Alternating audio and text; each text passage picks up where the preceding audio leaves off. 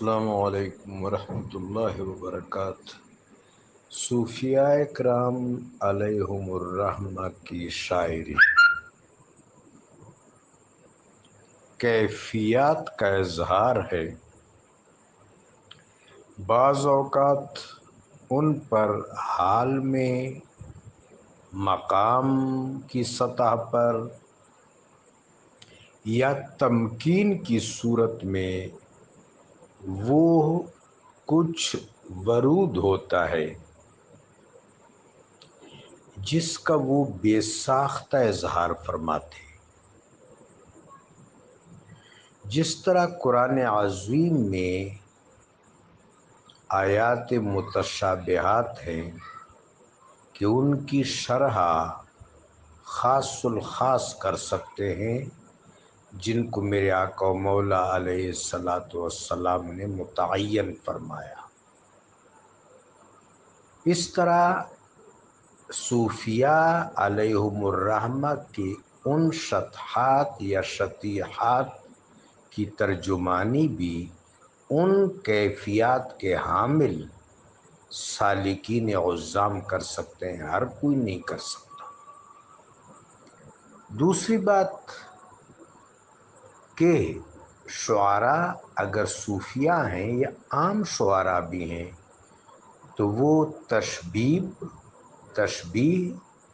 استعارہ، تلمیح اور اشارت اور اخفاف کے پیرائے میں گفتگو کرتے ہیں، تو وہاں سمجھنے کے لیے ایک خاص مزاج کی ضرورت ہے۔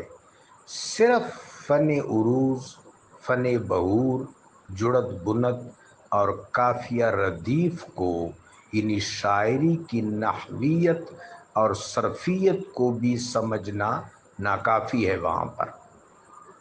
چنانچہ مشربی اور ذوقی سطح پر ایک خاص مزاج کا حامل ہونا ہی صوفیاء شعراء کے کلام کو سمجھنے میں مددگار ہو سکتا ہے، وہ بھی کسی حد تک، کما حق کہوں نہیں۔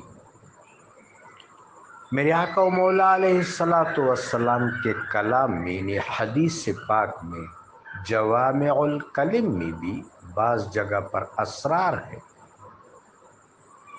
وہ اسرار یا تو صحابہ مجتبین یا مجتنبین یا پھر اعلیٰ درجے میں اہل بیت اطہار کے پاس ان کی ترجمانی کا سامان بھی موجود ہے، حق بھی ان کے ہاں مستحضر ہے۔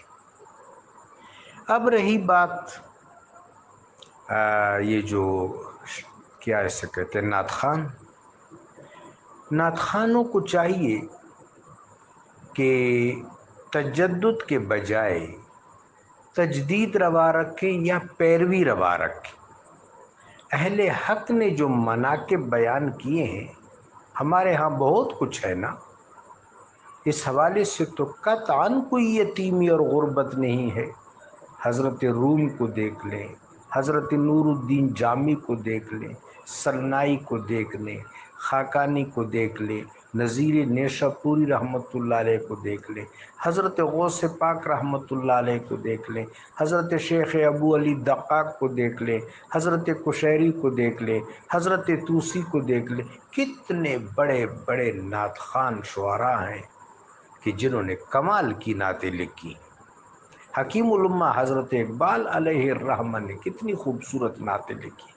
تو ان کو میرا مطلب یہ نہیں ہے کہ کسی پر پابندی ہے کہ کوئی شاعری نہ کرے، لیکن وہ جو کچھ کہے پہلے اس کو قرآن اور سنت کی روشنی میں دیکھ تو لینا کہ اس کی صورت گری کس طرح کی ہے۔ کیا وہ صورت تلفیظ جو ہے وہ قرآن اور سنت سے مستنیر ہے کہ نہیں ہے؟ وما یلفظ من قول الا لدیہ رقیب عتید، اس حکم کو پیش نظر رکھے۔ جزاکم اللہ۔